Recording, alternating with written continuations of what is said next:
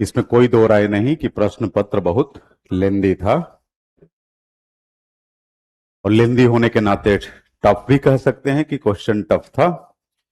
हाँ, लेकिन ये नहीं कह सकते कि क्वेश्चन आउट ऑफ बॉक्स थे। एकदम सिलेबस के दायरे से क्वेश्चन था। हाँ, ये जरूर है कि सिलेबस के दायरे से ही क्वेश्चन को मुश्किल बनाकर पेश किया गया था, तो पैटर्न में बदलाव जरूर हुआ है।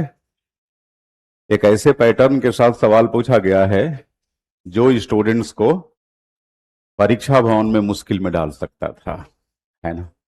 हाँ, लेकिन इसके माध्यम से यूपीएससी ने मौन रहकर भी आपको एक संदेश देने का प्रयास किया है कि सिलेबस कवरेज के दौरान एक एक चीज को बड़े ही तार्किकता के साथ, मंथन के साथ आप तैयार करें। रट्टेबाजों के लिए इस परीक्षा में कोई जगह नहीं है। क्लियर कट मैसेज है, आपको बता दे रहे हैं। प्लस कामचोरों के लिए भी कोई जगह नहीं है। कामचोर मतलब ये इंपॉर्टेंट है पढ़ लिया, ये काम इंपॉर्टेंट है छोड़ दिया। पिछले 4-5 वर्षों से ये जो पीसीएस पैटर्न का सवाल पूछता था यूपीएससी, लोगों का दिमाग खराब हो गया था। मतलब मजाक बना दिया था इस परीक्षा को। आप यूं समझ लीजिए कि 4-5 साल के बाद यूपीएससी अपने असली रूप में आकर सवाल पूछा है ना। हो सकता है आप में से कई सारे लोग एक एक सवाल को गंभीरता से उसका अवलोकन नहीं किए होंगे, तो मैं चाह रहा था कि आप इसे मेरी मौजूदगी में इसका अवलोकन करें। इसलिए आपके लिए मैं राज व्यवस्था, शासन और न्याय, इन तीनों खंडों से आने वाले प्रश्न लेकर आया हूं। एक एक प्रश्न पे थोड़ा बात करेंगे, क्योंकि आखिर ये पढ़ाई लिखाई किस लिए हो रही है? इसीलिए ना कि परीक्षा के प्रश्नों को हम आसानी से कर सके। इससे हमें पता भी चलेगा कि हम जिस पैटर्न पे चल रहे हैं क्या ये फ्रूटफुल पैटर्न है। यानी कि कई बार आप लोग बोलते हैं, कुछ बच्चे कहते हैं पता नहीं लग रहा है, ऑप्शनल पढ़ा रहे हैं। अब सोचिए, उसको केवल तोते की तरह उसे रट्टा लगाना है। ऐसे बच्चों के लिए एक भी प्रश्न हिलेगा इस बार का ना, कोई मतलब नहीं बनता। पढ़िए तो ढंग से पढ़िए, और ये मान के चलिए कि यूपीएससी यूपीएससी है, ये एसएससी, रेलवे और बैंक नहीं है। यहां ऐसे अधिकारी चाहिए जो चिंतन कर सके, मनन कर सके, चीजों को इंटरलिंक कर सके, क्योंकि डिसीजन मेकिंग होती है यहां। जब आप ब्यूरोक्रेसी का हिस्सा बनेंगे तो कई सारी चुनौतियां आपके सामने आएंगी, और एट वंस आपको उसका समाधान निकालना पड़ेगा। इस बात का ध्यान रखते हुए कि मेरे समाधान से कहीं राज्य सत्ते में ना आ जाए, तो पूरी जिम्मेदारी के साथ आपको निर्णय लेना होता है। समझ रहे हैं? हाँ। अच्छा, मैं ये भी नहीं कहता कि हमेशा इसी तरह के क्वेश्चंस आएंगे। यूपीएससी का तो काम ही है भाई चकमा देना। हाँ, ये जरूर है कि वो सिलेबस के दायरे में रहते हुए ही सवाल पूछेंगे। अगर आप उस रणनीति पे चल रहे हैं तो अच्छी बात है। उस रणनीति पर चलते हुए भी अगर आपको लगता है कि थोड़े बदलाव की आवश्यकता है तो करिए। एक और बात, जो भी क्लास में कराया जाए केवल उसी पर आश्रित मत रहिए।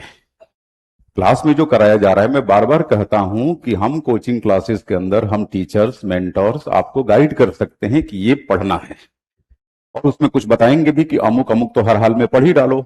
लेकिन इसका मतलब ये थोड़ी हुआ कि आप उस पर कोई शोध ही ना करें, आप उस पर कोई होमवर्क ही ना करें, तो नहीं होगा। करना पड़ेगा खुद से। ठीक वैसे ही जैसे मुख्य परीक्षा में बैठने से पहले क्लास में सिलेबस पूरा करा दिया जाता है, बावजूद इसके आपको राइटिंग प्रैक्टिस करनी पड़ती है कि नहीं?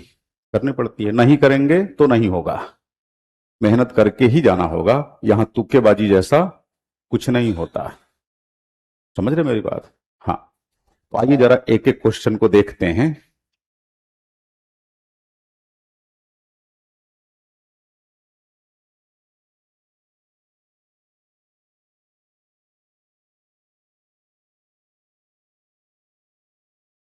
ये देखिए, ये जो क्वेश्चन है, लोगों ने ये कहना शुरू किया कि भाई शुरू में ही पॉलिटी के क्वेश्चन, एथिक्स के क्वेश्चन को घुसा दिया पॉलिटी में। क्यों?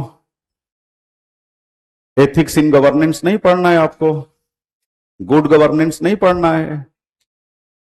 गवर्नेंस में गुड गवर्नेंस पढ़ना होता है। गुड गवर्नेंस आपको एथिकल गवर्नेंस के मार्ग पर ले जाता है। ये गवर्नेंस में भी आप पढ़े हैं और चौथे पेपर में एथिक्स के अंदर भी ये केस स्टडीज आप पढ़ते हैं। ये है तौबा मचाना कि कहां से पूछ दिया, वहीं से पूछा है जो सिलेबस उसने दे रखा है, कहीं बाहर से नहीं पूछा है। अब जरा सोचिए, इस तरह के अगर सवाल आए तो किसी भी गंभीर विद्यार्थी के लिए ये आसान हो जाएंगे, मुश्किल नहीं होंगे। आप ऐसा क्यों, मतलब इस तरह के सवालों की अपेक्षा क्यों कर रहे हैं कि उपाधियों का अंत संविधान के किस अनुच्छेद में है? 15, 16, 17, 18, इना मीना डीका कीका किसके साथ जाएं? बोल दिए 18, तो बहुत काबिलियत प्रूफ कर दिए कि बहुत काबिल हैं। इससे क्या पता चलता है बताइए, कुछ पता चलता है? तो देखिए, आप इसी को जरा पढ़िए। ये विशुद्ध रूप से गवर्नेंस का सवाल है। और अच्छा, एक संदेश ये भी मिला कि जब तक पूरा सिलेबस आपका कंप्लीट नहीं हो जाता है, पेपर 1, पेपर 2, पेपर 3, पेपर 4, यहां तक कि ऐसे भी और ऑप्शनल भी, तब तक इस परीक्षा प्रक्रिया का हिस्सा ही मत बनिए। ये नहीं कि आधा सिलेबस हो गया है, पीटी का मैराथन कर लेते हैं, क्रैश कोर्स कर लेते हैं, चलो पीटी दे देते हैं, पीटी के बाद देखेंगे ना। ये एक्सपेरिमेंट का क्षेत्र नहीं है। पूरी तैयारी करिए, सारे पेपर कंप्लीट हो जाए आपके, उसके बाद फिर परीक्षा प्रक्रिया का हिस्सा बनिए। पीटी के समय पीटी ओरिएंटेड होकर जमकर होमवर्क करिए, प्रैक्टिस करिए। पीटी होने के बाद फिर मेंस ओरिएंटेड होकर प्रैक्टिस करिए, और देखिए चीजें बहुत आसान हो जाएंगी। अब इसी क्वेश्चन को ले लीजिए। अब जैसे मैं पहले ही बता रहा हूं, एक वरिष्ठ अधिकारी, नाम से लग गया कि ये गवर्नेंस का क्वेश्चन है। गवर्नेंस का क्वेश्चन है ये, शासन, और शासन में भी गुड गवर्नेंस का। गुड गवर्नेंस, जब गुड गवर्नेंस की बात आती है तो यहीं पर बात आती है ethics in governance. Ethics in governance आपको पढ़ना है, स्मार्ट गवर्नेंस पढ़ना है, गुड गवर्निंग डिवाइसेस पढ़नी है, जिसमें जन सहभागिता, विधि का शासन, सहमति मूलकता, अनुक्रियाशीलता, समानता एवं समावेशिता, समझ रहे मेरी बात, उत्तरदायित्व, ये सारी चीजें पढ़नी है। और सीधे सीधे ये उत्तरदायित्व से सवाल है। और जब आप सिलेबस किए होंगे या जो लोग करके गए हैं, उनको ये सवाल टफ नहीं, आसान लगेगा। एकदम हलवा है ये, पढ़ के देखिए, कुछ रट्टा भी नहीं लगाना है। मैं कह रहा हूं, एक वरिष्ठ अधिकारी है, मान लीजिए एक्स आप ही हैं, एक सीनियर ऑफिसर है, ठीक। आप एक कहीं पैंडेमिक आया हुआ है, महामारी कह लीजिए, कोई बीमारी उमारी, तो पैंडेमिक के दौरान एक निर्णायक टीकाकरण कार्यक्रम का निरीक्षण कर रहे थे। आप इंस्पेक्शन पे गए थे कि भाई इस क्षेत्र में महामारी आई है और टीकाकरण कार्यक्रम चल रहा है, ठीक से चल रहा है कि नहीं। आप एक लोक सेवक हैं, पब्लिक सर्वेंट हैं, नौकरशाह हैं, ब्यूरोक्रेट हैं। आप देखिए, आपने पाया कि टीके के वितरण के लिए उत्तरदायी एक निजी सेवा प्रदाता, प्राइवेट सर्विस प्रोवाइडर, निजी सेवा प्रदाता लाभ अर्जित करने के लिए गुणवत्ता से समझौता कर रहा है। इसका मतलब कि टीकाकरण जिस मकसद से किया जा रहा है वो मकसद डाइल्यूट हो रहा है ना। निहित स्वार्थों के कारण इस मामले को निपटाने हेतु अत्यधिक दबाव होने के बावजूद, अब आपको मालूम चल गया कि गड़बड़ी हो रही है, लेकिन आपके ऊपर दबाव भी है कि मुंह मत खोलना, चुप लगाए रखना। बावजूद इसके आपने अपने कैरियर में जो कुछ भी ज्ञान अर्जित किया है, इस संदर्भ में विभिन्न शैक्षणिक कार्यक्रमों में, या एक तरह से होते हैं ना कैरियर काउंसलिंग कैंप्स वगैरह लगते हैं, प्रशिक्षण केंद्र लगते हैं, प्रशिक्षण कार्यक्रम, तो उन प्रशिक्षण कार्यक्रमों में भागीदारी के दौरान लोक प्रशासन के जिन सिद्धांतों के आधार पर आपने जो समझ विकसित की है, आपको लगा कि नहीं मुझे आवाज उठानी चाहिए, क्योंकि हम जहां जहां लोक प्रशासन से संबंधित मुद्दों पर आयोजित सेमिनार अटेंड किए हैं, हर किसी ने यही कहा कि कहीं भी अगर भ्रष्टाचार हो रहा हो तो आपको टॉलरेट नहीं करनी है, आवाज उठानी है। तो एक्स ने इस मामले को सुनिश्चित, उन्होंने अपनी आवाज उठाई, मतलब एक्स ने, मान लीजिए एक्स आप ही है तो आपने आवाज उठाई, और इस मामले को समुचित सतर्कता प्राधिकारी जो विजिलेंस ऑफिसर है उसको आपने प्रतिवेदित किया। और नागरिकों के कल्याण को सुनिश्चित करने के लिए उस संविदा को रोक दिया। अब बताइए, देखिए कितना आसान ऑप्शन दिया है। दल भावना, टीम स्पिरिट, यहां टीम स्पिरिट जैसा कुछ भी है? कुछ भी नहीं है। ऐसे ही आप एलिमिनेट कर लेंगे। समता, समता जैसा भी यहां कुछ नहीं है। समता का सामान्य अभिप्राय कह लीजिए कि शासनिक निर्णयों का जो लाभ है वो सभी के ऊपर बिना किसी भेदभाव के समान रूप से आरोपित हो। तो इस तरह की चीज तो कुछ है नहीं यहां। प्रत्यायोजन, आप ऐसे ही इसको एलिमिनेट कर लेंगे। प्रत्यायोजन का मतलब यह होता है कि मैं अपने कार्य दायित्व को अलग अलग लोगों में बांट दिया। डिलीगेशन, डिलीगेशन। अब वो बचा उत्तरदायित्व, और आपको साफ साफ मालूम है कि ये गुड गवर्नेंस का पार्ट है। मतलब सवाल की प्रकृति देख के आप समझ जाएंगे। अब आप कहेंगे सर यहां सॉल्व करना आसान है। क्या यहां सॉल्व करना आसान है? वहां भी सॉल्व करना आसान है। फर्जी की बातें नहीं की जाती। सीधी सी बात है, सीधे कनेक्ट हो रहा है। तो जरा सोचिए, अगर किसी ने ढंग से सिलेबस किया है उसके लिए बिल्कुल मुश्किल सवाल नहीं है, और इसमें तो कुछ रट्टेबाजी भी नहीं लगानी है। समझ रहे मेरी बात? हाँ, लोगों ने हवा बना रखा है। तो किसी भी फियर साइकोसिस का शिकार नहीं होना है। मैं साफ साफ कह रहा हूं। मैं एक एक क्वेश्चन इसीलिए लाया। मैं कहा कि आज टॉपिक पढ़ाने से ज्यादा जरूरी है बच्चों के कॉन्फिडेंस लेवल जो हिल गए हैं, उनको संतुलित करना। कि आपके लिए ये मुश्किल नहीं है। आइए क्वेश्चन नंबर 2, अर्बन गवर्नेंस का क्वेश्चन है। अर्बन गवर्नेंस का, एक बहुजातीय जिले में जहां आर्थिक प्रतिस्पर्धा और ऐतिहासिक शिकायतों के परिणाम स्वरूप प्रायः सामुदायिक तनाव उत्पन्न हो जाते हैं।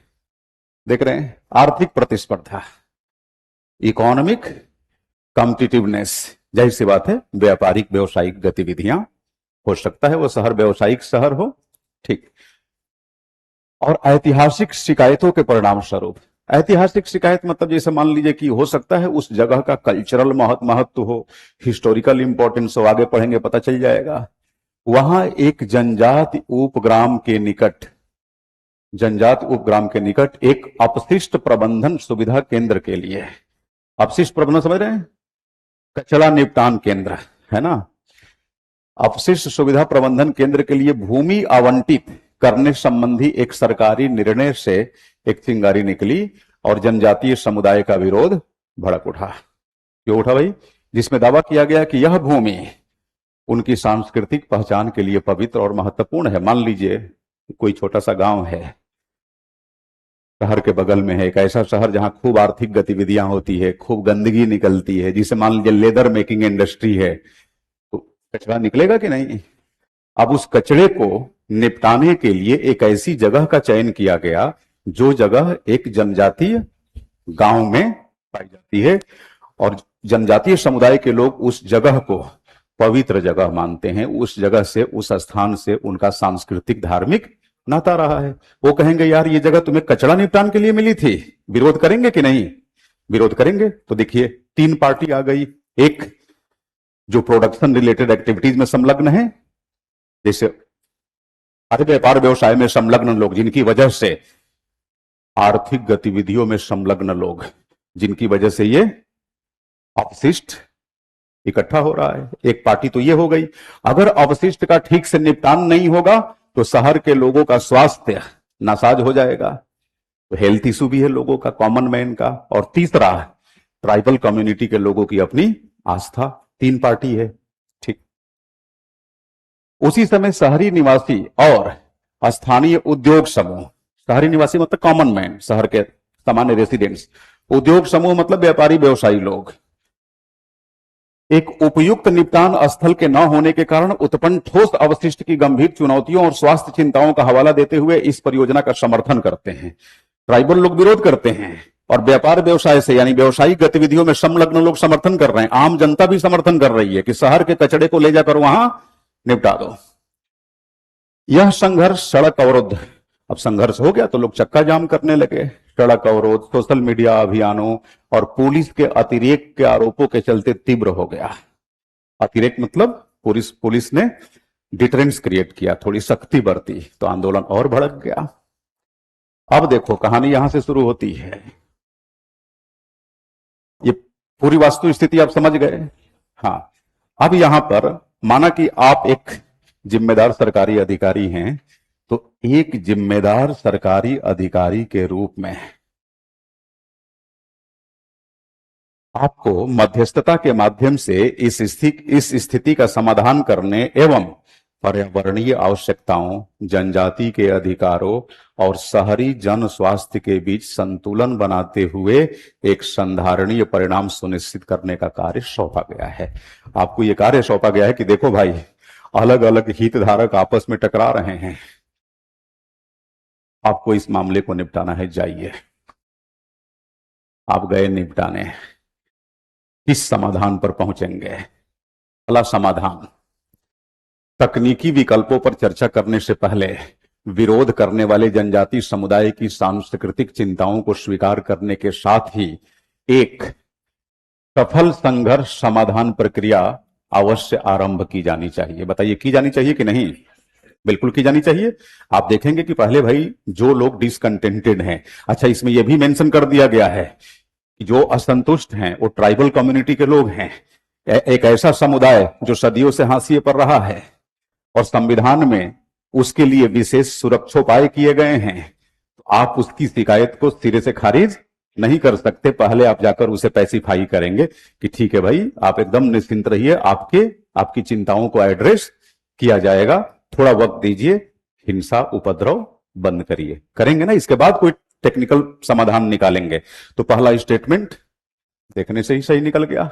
दूसरी बात, शहरी स्वास्थ्य चिंताओं के समाधान के लिए सरकार को तुरंत यानी अविलंब परियोजना को आगे बढ़ाना चाहिए, जो किसी लघु वर्ग की भावनाओं से कहीं अधिक महत्वपूर्ण है। क्या ये स्टेटमेंट आपको लॉजिकल लग रहा है? आप जाके सीधे सीधे कहेंगे कि विरोध कर रहे हो, करते रहो, ज्यादा उधमबाजी करोगे, हाँ शक्ति बरतेंगे, सब लाइन पे आ जाओगे। स्वास्थ्य का मामला है, कचरा निपटान केंद्र यहां बनेगा। आप बताइए, आपको नहीं लगता कि एक ऐसा वर्ग जो बेहद वोलेटाइल है, आप उसके इंटरेस्ट को एकदम से खारिज कर रहे हैं? क्या ये अच्छे पदाधिकारी की पहचान है? नहीं। तो दूसरा ऑप्शन बताइए, हर कोई खारिज कर देगा कि नहीं आसानी से? तीसरा, पारस्परिक समझ विकसित करने और तनावों को कम करने में सहायता के लिए जनजाति नेताओं, पर्यावरण विशेषज्ञों और नगर पालिका के प्रतिनिधियों को सम्मिलित करते हुए एक बहुहितधारक संवाद मंच का गठन करना। सही है ना? चौथा, साक्ष्य आधारित निर्णयों को सुकर बनाने के लिए एक स्वतंत्र पर्यावरणीय और सामाजिक प्रभाव मूल्यांकन को संचालित करना और प्राप्त निष्कर्षों को दोनों पक्षों के साथ पारदर्शी रूप से साझा करना। बताइए, ये क्वेश्चन आपको टफ लग रहा है? इसमें किसी रट्टेबाजी की जरूरत है? अच्छा ये बताइए, आप प्रशासनिक अधिकारी बनने की दिशा में प्रयासरत हैं, क्या इतनी प्रशासनिक दक्षता की उम्मीद अभी आपसे नहीं की जा सकती? की जा सकती है। अब कोई कहे कि नहीं हम तो इतना पढ़ना ही नहीं चाहते, हमें ऐसा क्वेश्चन चाहिए कि एक लाइन में पढ़ें और ABCD में A या B पे पहुंच जाएं, तो फिर आप अधिकारी बनने के योग्य नहीं है, कर्मचारी बन सकते हैं। या तो मंत्री बनिए या अधिकारी, नहीं तो कर्मचारी। हाँ, वो तो फील्ड ही अलग है।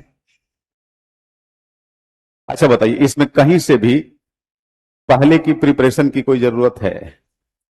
हाँ, बट थोड़ी मैच्योरिटी की जरूरत है, मैच्योरिटी की जरूरत है।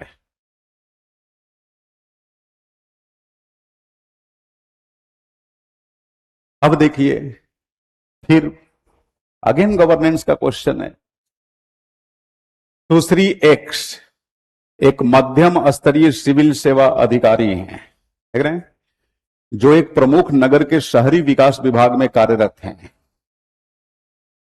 ठीक है, हाल ही में वे एक सार्वजनिक अवसंरचना परियोजना, जो इंफ्रास्ट्रक्चर से संबंधित परियोजना है, नए सामुदायिक उद्यान नए सामुदायिक उद्यान, न्यू कम्युनिटी गार्डन, उद्यान हेतु संविदा की अनुमोदन प्रक्रिया में सम्मिलित थी। संविदा समझ रहे हैं ना, कॉन्ट्रैक्ट की। अनुमोदन प्रक्रिया के दौरान उन्हें एक गोपनीय सूचना प्राप्त होती है जिसमें इसका उल्लेख है जिनका जिनका नाम चयनित हुआ है सूची में, चयनित सूची में सम्मिलित एक संविदाकार, संविदाकार समझ रहे ना, बिडर, हाँ, एक संविदाकार के अन्य नगरों में घटिया कार्यशैली और भ्रष्टाचार के आरोपों का पूर्ववत रहा है, मतलब उस पर आरोप रहा है, घटिया कार्यशैली और भ्रष्टाचार के आरोप का पूर्ववत रहा है। लेकिन एक और महत्वपूर्ण बात है, हालांकि विधि द्वारा कुछ भी प्रमाणित नहीं हुआ है। अब देखिए, एक्स का सीनियर, सुश्री एक्स के सीनियर वाई जो कि विभागाध्यक्ष हैं, वाई उन्हें इस सूचना को, मतलब इस सुश्री एक्स को इस सूचना को परियोजना समिति अथवा जनता के समक्ष प्रकट न करने की सलाह देते हैं, क्योंकि इससे परियोजना में विलंब हो सकता है और नगर की प्रतिष्ठा को हानि हो सकती है। हालांकि सुश्री एक्स का मानना है कि ऐसी सूचना को रोकना पारदर्शिता और जनता के विश्वास से समझौता करना होगा, है ना। अब देखिए, सुश्री एक्स को क्या करना चाहिए।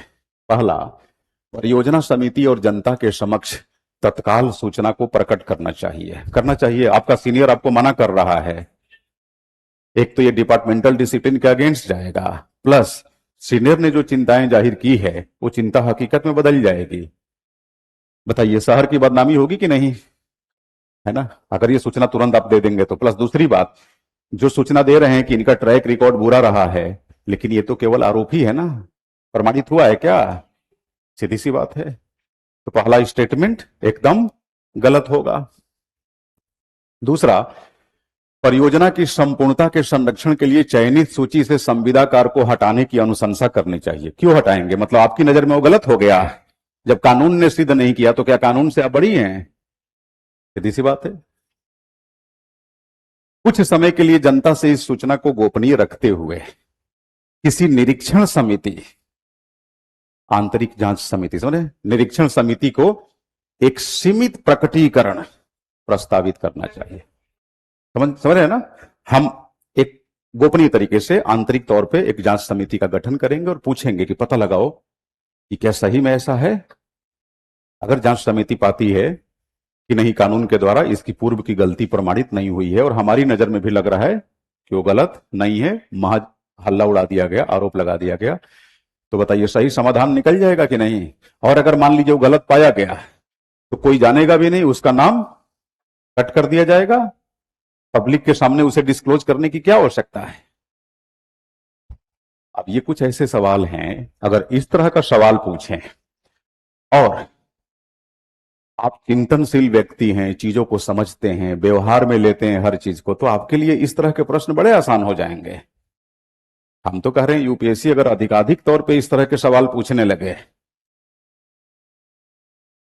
तो फैक्चुअल चीजों की जरूरत ही नहीं पड़ेगी आपको, और तय मानिए फिर तब परीक्षा पहले से ज्यादा सहज हो जाएगी, आसान हो जाएगी,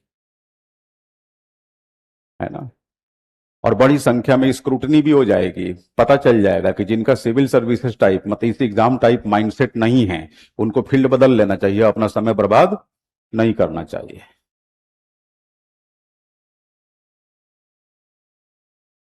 अगर मान लीजिए क्वेश्चन लेंदी है तो भाई लेंदी सबके लिए है, जो मेरिट मान लीजिए थोड़ी देर के लिए 98-100 जाती, अब 65-70 जाएगी, ओवरऑल कंपटीशन पर क्या ही फर्क पड़ेगा।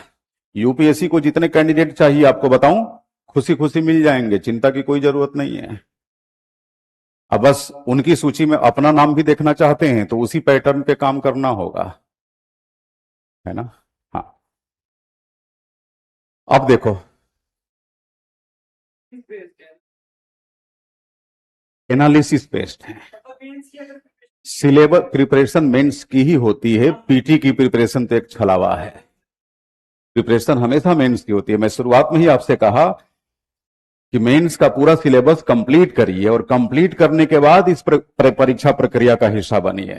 कुछ बच्चे इतने जल्दी में होते हैं कि आधा सिलेबस हुआ है, तुरंत लग गए, पीटी का फॉर्म भर दिए, उछल कूद मचाने लगे। ऐसे नहीं होता। और जरा सोचिए, लगातार अगर 2-3 बार आप असफल हो गए तो आपको नहीं लगता पूरा टेम्परामेंट गिर जाता है? फिर आपकी आगे की तैयारी बड़ी मुश्किल हो जाती है। इसलिए जब भी परीक्षा दीजिए पूरी तैयारी के साथ दीजिए, है ना। हम्म। अब यही देखिए,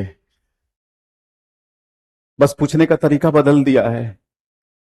एक्स भारत के संविधान के भाग 3 के अनुच्छेद 13 में यथा उपबंधित विधि शब्द के अर्थ पर एक संगोष्ठी को संबोधित कर रहा था।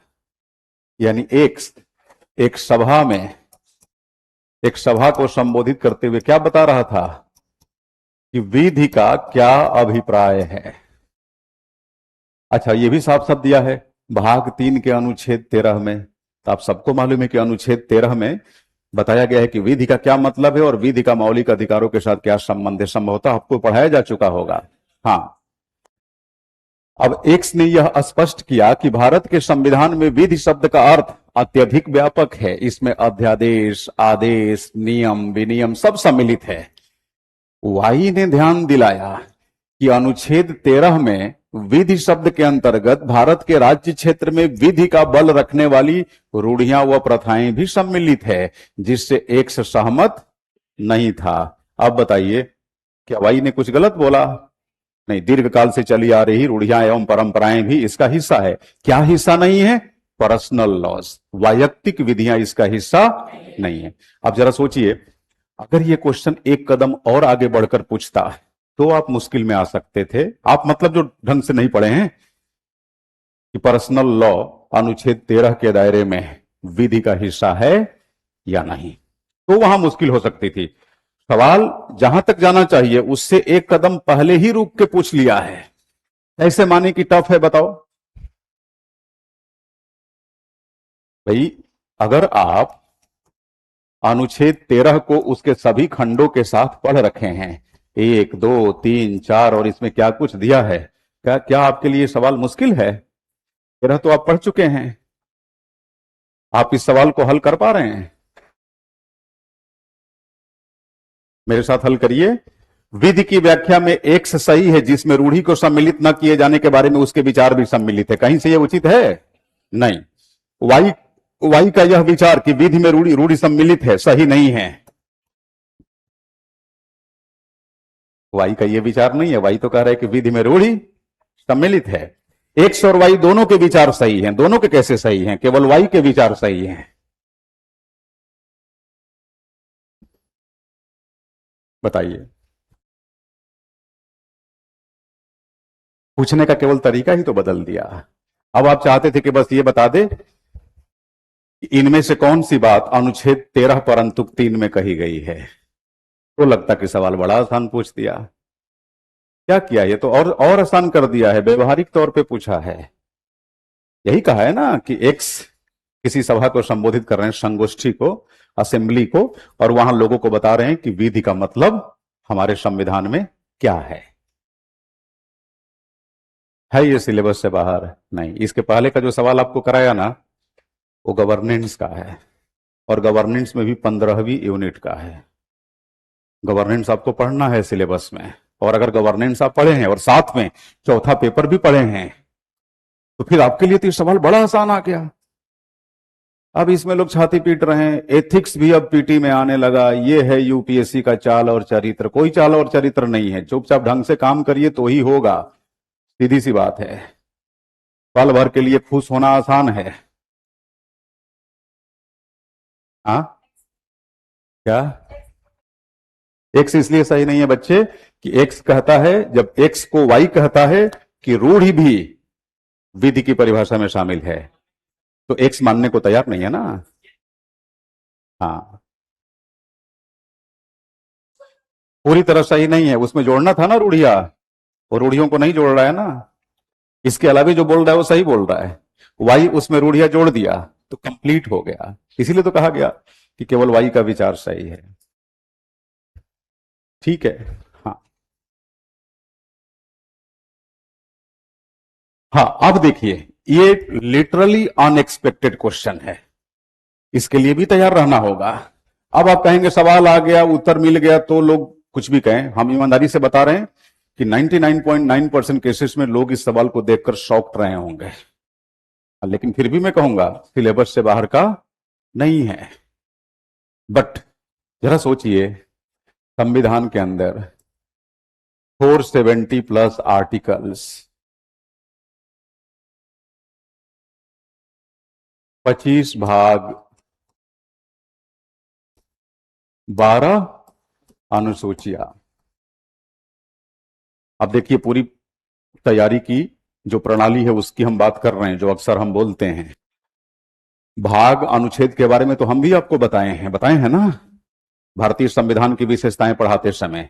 अच्छा, आपको हमने ये भी हिंट किया होगा कि देखो, सारे अनुच्छेदों को रटना आसान नहीं है, मुश्किल नहीं है। तैयारी के दौरान, सिलेबस कवरेज के दौरान जो महत्वपूर्ण है वो खुद ब खुद आप आत्मसात कर लेते हैं। योजनाबद्ध तरीके से आर्टिकल्स की प्रिपरेशन नहीं की जाती। लेकिन भागों और अनुसूचियों को लेकर प्रश्नकर्ता आपसे अपेक्षा कर सकता है कि आप योजनाबद्ध तरीके से इन पर तो होमवर्क कर ही सकते हैं। अच्छा, इस दिशा में हम लोग कुछ क्लास के अंदर भी एक्सरसाइज करते हैं। कौन से भाग कब जोड़े गए, जो जोड़े गए उसका विषय वस्तु क्या है। अब वहां से तो सवाल नहीं पूछा, लेकिन भाग से सवाल पूछ दिया। और देखिए, इन भागों में ये भाग 22 से सवाल पूछा है। और क्यों 22 से सवाल पूछा है? भाग 22 में केवल 4 ही आर्टिकल्स हैं, उन पर नजर रखी जा सकती थी।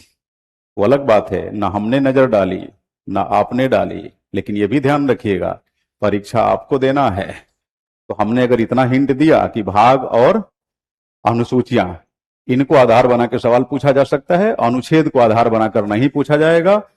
अब इनको आधार बनाकर पूछा जा रहा है, इसका मतलब क्या हुआ? इसका मतलब यह हुआ कि इनको तैयार करना मुश्किल नहीं है। भाई 25 भागों का विषय वस्तु क्या है? अलग अलग, तैयार तो हो ही सकता है।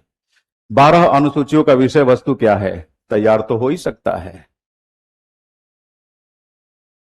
पूछ दिया 22 भाग से 393, 394 और 395, इन तीनों को आधार बनाकर 3 स्टेटमेंट दे दिया। 394 एक को आधार बनाता तो एक और स्टेटमेंट दे देता, क्योंकि 394 ए भी है। अब देख रहे हैं, भारत के संविधान में ऐसा कोई भी अनुच्छेद नहीं है जो यह भी निर्दिष्ट करता हो कि भारत के संविधान को आधिकारिक रूप से भारत का संविधान कहा जाएगा। 393 में है भाग 22 के। हाँ, लेकिन हम मानकर चल रहे हैं कि मैक्सिमम लोग या तो गलत कर दिए होंगे या फिर तुक्का लगा दिए होंगे, है ना, क्योंकि कौन इस तरह से एक एक भाग पे नजर डालता है कि कहां क्या लिखा है। तो ये तो यूपीएससी इस तरह के सवाल करती है, कई बार हर प्रतियोगी परीक्षा में ऐसा सवाल किया जाता है जो आपसे ना बने। हाँ, लेकिन ये कहना कि आउट ऑफ बॉक्स जाकर, सिलेबस से बाहर जाकर पूछिए, तो बताइए सिलेबस से बाहर है क्या? नहीं है। तो सिलेबस कवरेज के दौरान हमें थोड़ा सा प्रेजेंस ऑफ माइंड भी अप्लाई करना चाहिए कि वे सभी एरियाज जो भले गोपनीय दिखती हैं, उस पर नजर नहीं पड़ती, लेकिन क्वेश्चन की अच्छी साइट हो सकती है, यहां से क्वेश्चन निकाला जा सकता है। तो यहां पर आपको व्यक्तिगत तौर पे मुस्तैदी रखनी होगी। समझ रहे मेरी बात? हाँ, मैं दावे के साथ कह सकता हूं किसी भी क्लासरूम प्रोग्राम के दौरान इसे डिस्कस नहीं किया गया होगा, क्योंकि यहां तक नजर ही नहीं जाएगी। भाग के बारे में हम सोचते हैं कि चलो भाई, भाग पार्ट्स को लेकर जो अल्टरेशंस हुए, नए जुड़े, पुराने हटे, फिर जुड़े, तो हमें लगता है कि भाई ये जरूरी है, इसको जानना चाहिए, तो डिस्कस करते हैं। अब प्लानिंग के साथ हर भाग को लेके कौन देखता है कि कितने आर्टिकल्स हैं, क्या हैं, है ना। तो इस तरह के सवालों के लिए आपको तैयार रहना होगा, लेकिन साथ में यह स्वीकारना होगा कि अगर इस तरह के भी सवाल पूछे जा रहे हैं तो सिलेबस से बाहर के नहीं है। तो चलो, ये तीनों के तीनों स्टेटमेंट गलत है, क्योंकि तीनों के बारे में संवैधानिक अनुच्छेद है। जैसे भारत के संविधान में ऐसा कोई भी अनुच्छेद नहीं है जो यह भी निर्दिष्ट करता हो कि भारत के संविधान को आधिकारिक रूप से भारत का संविधान कहा जाएगा। 393 है, जिसमें कहा गया है कि दिस डॉक्यूमेंट, मतलब यह दस्तावेज, may be termed as the constitution of India. इस दस्तावेज को भारत का संविधान कहेंगे। तो लिखा है ना भाग 22 में 394 में कहा गया है कि यह संविधान 26 जनवरी 1950 को लागू किया जाता है, प्रारंभ किया जाता है, और यह मतलब पूर्ण रूपेण लागू होता है। हालांकि इसके कुछ महत्वपूर्ण प्रावधान 26 नवंबर 1949 को ही लागू हो चुके थे। समझ पा रहे मेरी बात? तो इसका भी उल्लेख है। 394 में बताया गया है कि भारत के राष्ट्रपति संविधान की मूल प्रति जो कि अंग्रेजी में है उसका हिंदी रूपांतरण जारी कर सकते हैं, और हिंदी रूपांतरण भी उसी प्रकार वैधानिक होगा जिस प्रकार अंग्रेजी की प्रति है। ये 394 में लिखा गया है। और 395 में है कि औपनिवेशिक विधियों को निरसित किया जाता है, निरस्त किया जाता है। मुख्य तौर पर 1947 का भारतीय स्वाधीनता अधिनियम और 1935 का भारत शासन अधिनियम, इसका जिक्र किया गया है 395 में। तो अनुच्छेद तो है ही है। इसका मतलब कि ये तीनों के तीनों स्टेटमेंट गलत है। देख रहे हैं, लाइन से उठाया है, सीधे भाग 22 को टारगेट किया, वहीं से क्वेश्चन फ्रेम कर दिया। 3 आर्टिकल का प्रयोग करते हुए 3 स्टेटमेंट दे दिया। पहला देख ही लिया आपने। दूसरा स्टेटमेंट देखिए, भारत के संविधान में ऐसा कोई भी अनुच्छेद नहीं है जो यह विनिर्दिष्ट करता हो कि भारतीय संविधान अधिनियम 1900, भारतीय स्वाधीनता अधिनियम 1947 और भारत शासन अधिनियम 1935 को निरसित किया जाता है। नहीं है ना 395 में। और भारत के संविधान में ऐसा कोई भी अनुच्छेद नहीं है जिसमें भारतीय संविधान के प्रारंभ होने की तारीख के रूप में 26 जनवरी 1950 का उल्लेख है ना 394। तो इसका मतलब कि तीनों के तीनों स्टेटमेंट क्या हुए? गलत हुए। कौन सा है? कोई भी कथन सही नहीं है ना। तो ये क्वेश्चन हाईलाइट करना इसलिए जरूरी था कि आप सतर्क हो जाएं। जो भी चीजें क्लास में कराई जाती है पूरी तरह से उस पर विश्वास करके आंख बंद करके ना बैठें।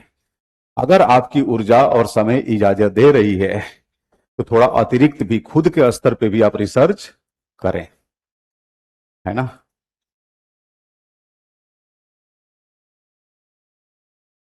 भारत में दिव्यांगजनों के संबंध में निम्नलिखित में से कौन से कथन सही हैं?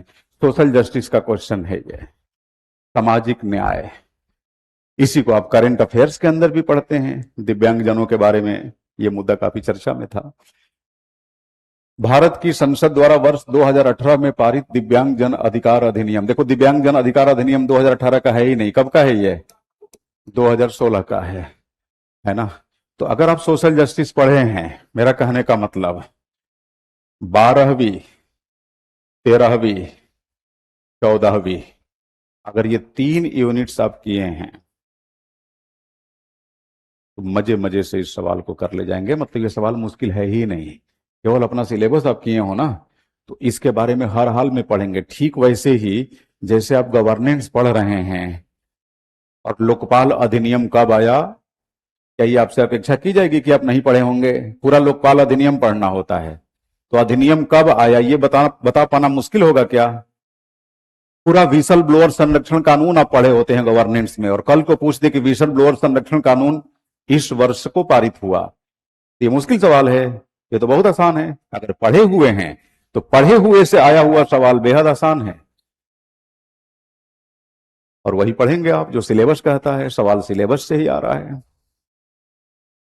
तो इसी आधार पर आप इसको खारिज कर देंगे। और सारी बातें इसमें ठीक लिखी है।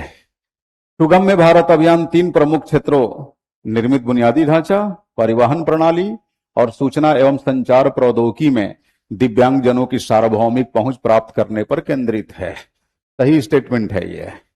तीसरा, एनडीएफडीसी राष्ट्रीय दिव्यांगजन वित्त और विकास निगम कारपोरेट कार्य मंत्रालय द्वारा स्थापित एक सार्वजनिक क्षेत्र संगठन है। देखिए कितना आसान बना दिया इस स्टेटमेंट को।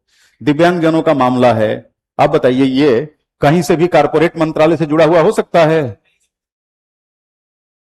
सोशल वेलफेयर मिनिस्ट्री, सामाजिक कल्याण मंत्रालय का हिस्सा है ना, ये समाज कल्याण से जुड़ा मामला है। तो देखते ही आप इसको बिल्कुल क्वास कर देंगे, खारिज कर देंगे। पहले को खारिज कर दिया, तीसरे को खारिज कर दिया। बताइए आप जरा सोचे मैं क्या कह रहा हूं। सिलेबस कंप्लीट करने के बाद ही परीक्षा प्रक्रिया का हिस्सा बनिए, तुक्केबाजी नहीं करनी पड़ेगी। आप जब पेपर 2 पढ़ेंगे या पढ़ते हैं तो आपसे अपेक्षा की जाती है ना कि पूरा पेपर 2 पढ़ें। यह अपेक्षा नहीं की जाती कि अपनी मर्जी से मैं जो पढ़ा दूं वही पढ़ के खुश हो जाएं, अपनी मर्जी से आप जो पढ़ लें वही पढ़ के खुश हो जाएं। ना ना आपकी ना मेरी। यूपीएससी ने बड़ा ही वेल डिफाइंड सिलेबस दे रखा है, ढंग से करिए, कहीं दिक्कत नहीं आएगी। सवाल मुश्किल होगा, सभी के लिए होगा। कटअप लो जाएगी, सभी के लिए जाएगी, हाई जाएगी, सभी के लिए जाएगी।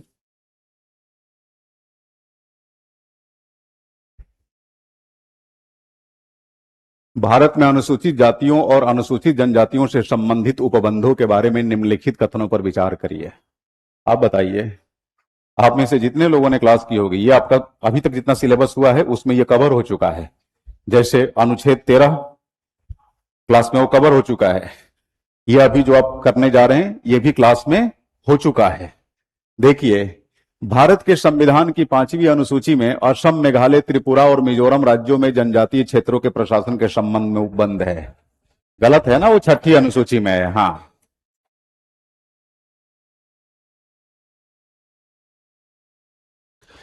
भारत की कुछ जनजातियां कतिपय आय पर आयकर के भुगतान से छूट का दावा करने की हकदार है।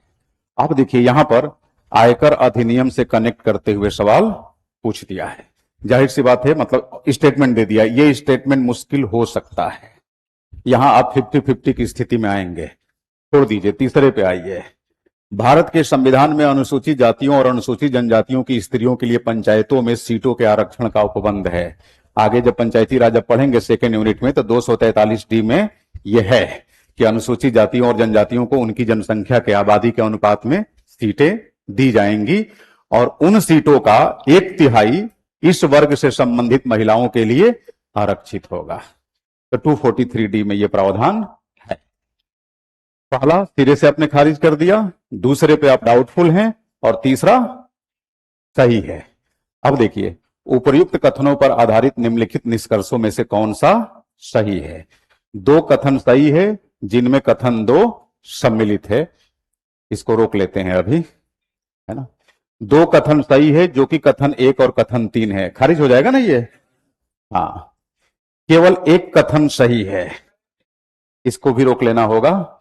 सभी तीनों कथन सही हैं, सभी तीनों तो सही नहीं है। अब देखिए, अब यहां पर आप सर्टेन नहीं हैं। देखो, सवाल आ जाना और उसके उत्तर को ढूंढ के ये चिन्हित कर देना कि इसकी साइट तो ये है, ये आसान है। लेकिन परीक्षा भवन में जब एक अभ्यर्थी बैठा होगा पूरी तैयारी के बावजूद, तो इसी स्थिति में पहुंचा होगा। अब यहां पर क्या करें। तीसरा सही है, दूसरे को लेकर डाउटफुल हैं। 2 ऑप्शन हमें रोक लिया, केवल 1 सही। इसका मतलब कि हम केवल तीसरे को मान रहे हैं, दूसरे को हमने खारिज कर दिया। 2 कथन सही है जिसमें कथन 2 सम्मिलित है। 2 कथन सही है जिसमें कथन 2 सम्मिलित है। तो ध्यान रखना, अब यहीं पर आपको हिट एंड ट्रायल का प्रयोग करना पड़ेगा कि आखिर, क्योंकि भारत की जनजातियों का मामला है और कुछ जनजातियां कतिपय आय पर आयकर के भुगतान से छूट का दावा करने की हकदार है। वास्तव में यह स्टेटमेंट सिविल सेवा अभ्यर्थी के लिए मुश्किल प्रकार का स्टेटमेंट है। समझ रहे हैं मेरी बात। आप ट्राइब्स और उनके अफेयर्स के बारे में, उनके मामले के बारे में अगर गहनता से आप पढ़े हैं तो संभव है कि इस स्टेटमेंट को सही सही आप लगा पाए, अन्यथा यहां गड़बड़ी हो सकती है।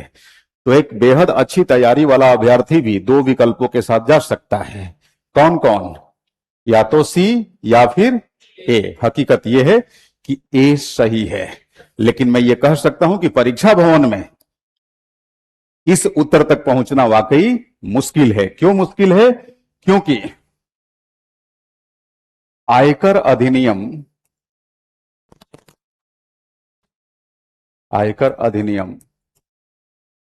1961 की धारा 10 उपधारा 26 और धारा 10 उपधारा 26 ट्रिपल ए में यह व्यवस्था है। ट्रिपल ए में सिक्किम की जनजातियों के बारे में दे रखा है और इसके अलावे अरुणाचल, मेघालय, मणिपुर भी इसमें शामिल है। मतलब अनुसूचियों को भूल जाइए 5वीं 6ठी। मणिपुर, मेघालय, जम्मू कश्मीर के लद्दाख क्षेत्र की कुछ जनजातियों को, सभी मामलों में नहीं, कुछ मामलों में आयकर से छूट दी गई है। अब आप ही बताइए, लॉ का भी विद्यार्थी यहां पर कंफ्यूजन का शिकार हो सकता है, तो आप क्यों नहीं हो सकते? बट सच्चाई है कि इस तरह के प्रश्न कंपटीशन पे कोई इंपैक्ट नहीं डालते। समझ रहे मेरी बात? अब तो प्रश्न आ गया तो मेरे लिए भी आपके लिए भी बताना आसान है, फट से सर्च किया, अच्छा यहां पर है। एग्जामिनेशन हॉल में यह सुविधा नहीं होती, तो हम ये मान के चलते हैं कि यह क्वेश्चन वास्तव में टफ है। और इस तरह के प्रश्नों की तैयारी लाख कोशिश के बाद भी नहीं होती। तो ठीक है ना, हम तो यहां उत्तर बताते हैं तो 100% बताते हैं, तो क्या 100% लाना होता है सिलेक्शन के लिए, क्वालिफाई करने के लिए? नहीं, 40% आजकल काफी हो जा रहा है, 35% काफी हो जा रहा है। समझ रहे मेरी बात? तो गलतियां होंगी, ये मान के चलिए। ये राम भरोसे हिंदू होटल, एक के साथ गए, एक के साथ तो सही हो गया, 3 के साथ गए सी के साथ तो गलत हो गया। लेकिन जिसका भी हुआ सही, तय मानिए तुक्के से हुआ। समझ रहे मेरी बात? तो इस तरह की संभावना रहेगी। इस तरह के सवालों को देखकर अपना टेम्परामेंट लूज नहीं करना है। अब देखिए, अब ये सवाल यार एकदम सिंपल सवाल है, एकदम सिंपल सवाल। अभी हम गिना देंगे कि आसान सवाल भी, शासन, राजनीति और न्याय से जो 11 सवाल पूछे हैं उनमें से कितने ऐसे सवाल हैं जिसमें हर एक अभ्यर्थी जो ठीक से सिलेबस किया है 8 से 9 सवाल कर ले जाएगा, मुश्किल नहीं है। अन्य खंडों का हम नहीं जानते, मैं अपने विषय की बात कर रहा हूं। भारत की संसद में सदस्यों द्वारा पूछे जाने वाले प्रश्नों के संबंध में निम्नलिखित कथनों पर विचार करिए। बताइए, बिजनेस ऑफ पार्लियामेंट, संसद का कामकाज, एक टॉपिक होता है 5वीं यूनिट में, जहां पढ़ाया जाता है कि एक दिन की गतिविधि को, बातचीत मत करिए, ध्यान से सुनिए, संसद के रोजमर्रा के कार्यों को किन किन शीर्षकों में बांट दिया जाता है ना, जैसे क्वेश्चन आर, 0 आर, इस तरह से संसदीय कार्यवाहियों के बारे में आपको पढ़ना होता है, वहां से सवाल पूछा है ये। तो मतलब ये तो क्लासरूम डिस्कशन से सवाल मिल जाएगा। मैं ये नहीं कह रहा हूं कि मेरे क्लासरूम डिस्कशन से ही, हर उस क्लासरूम में जहां ये टॉपिक पढ़ाया गया होगा, इस सवाल को निकालने भर तो क्लास में डिस्कशन हो ही जाता है, क्योंकि उस टॉपिक पर आधारित ये बेहद आसान किस्म का सवाल है। क्वेश्चन आर के बारे में ये क्वेश्चन है। अतारांकित प्रश्न ऐसे प्रश्न हैं जिन पर कोई सदस्य सदन में मौखिक उत्तर चाहता है। अतारांकित प्रश्न हमेशा उसका जवाब लिखित होता है, मंत्रियों के द्वारा लिखित जवाब दिया जाता है, और लिखित जवाब के साथ कोई पूरक प्रश्न यानी कॉम्प्लीमेंट्री क्वेश्चन नहीं पूछा जा सकता।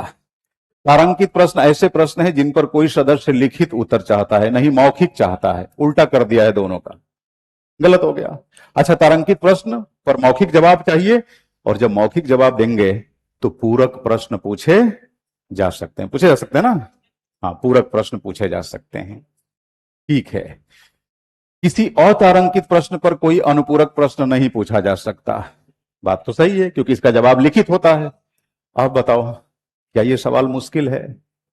ये बिल्कुल मुश्किल नहीं है जी। ये उनके लिए मुश्किल है जो बस ये पढ़ के गए हैं कि संसद में विभिन्न प्रकार के विधेयक कैसे पारित होते हैं, और बस विधेयकों को पारित करके उन्होंने विधायिका को पारित कर दिया,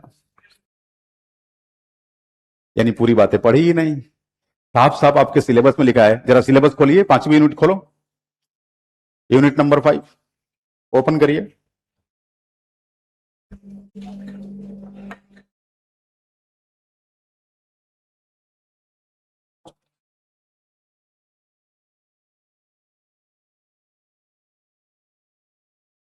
देखिए, तो उसमें लिखा है संसद के कामकाज।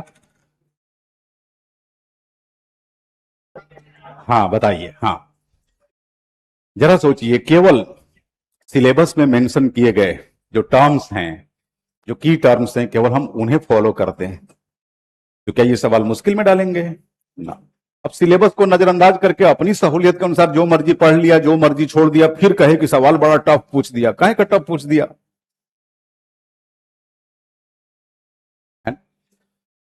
अब और बिना तैयारी के अगर इन प्रश्नों को आप अटेम्प्ट करेंगे तो आपको तो यही लगेगा कि भाई हम तो हाथी के साथ हाथरस कर रहे हैं। और तैयारी के साथ अगर अटेम्प्ट करेंगे तो तय मानिए इतना भी मुश्किल नहीं है जितना हो हल्ला मचाया जा रहा है। जहां मुश्किल है, जहां मुश्किलें आ सकती है, हम तो खुल के आपको बता रहे हैं कि भाई ये जो प्रश्न है ऑप्शन नंबर 2, मैं परीक्षा में बैठा होता तो इसको लेकर सर्टेन नहीं होता, जबकि मैं लॉ का विद्यार्थी हूं। आप सोचिए, तो ये मुश्किल है कि नहीं?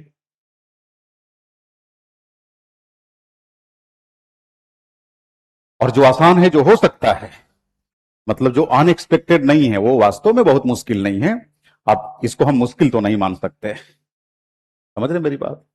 हाफ एन आवर डिस्कशन से सवाल पूछा होता, क्वेश्चन से ही आधे घंटे की बहस, शॉर्ट ड्यूरेशन डिस्कशन से पूछा होता, क्वेश्चंस टू प्राइवेट मेंबर से पूछा होता, तो हम कहते कि यार थोड़ा अंदर घुस के पूछ दिया।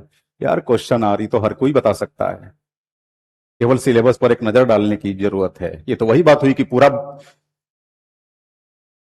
बौद्ध, एक तरह से बौद्ध काल का इतिहास पढ़ लिए, पूरा बुद्धिज्म पढ़ लिया, और आपको यही नहीं मालूम है कि पहली बौद्ध संगीति की अध्यक्षता किसने की थी। ये उसी टाइप का सवाल है। बताइए क्या उत्तर होगा इसमें? केवल एक कथन सही है, यही ना? हम्म,